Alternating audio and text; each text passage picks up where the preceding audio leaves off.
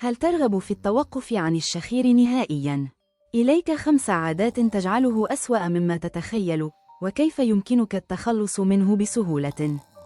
أولاً، تجنب النوم على ظهرك لأن ذلك يزيد من انسداد مجرى الهواء. ثانياً، احرص على إنقاص الوزن إذا كنت تعاني من السمنة، فهي من أبرز أسباب الشخير. ثالثاً، حافظ على ترطيب أنفك باستخدام بخاخ ملحي. وأخيراً، نم في بيئة مريحة وهادئة تساعد على التنفس السليم. لا تدع الشخير يفسد نومك أو يؤثر على من تحب. إذا أعجبك المحتوى، لا تنسى الإعجاب، المتابعة، والمشاركة ليستفيد الجميع.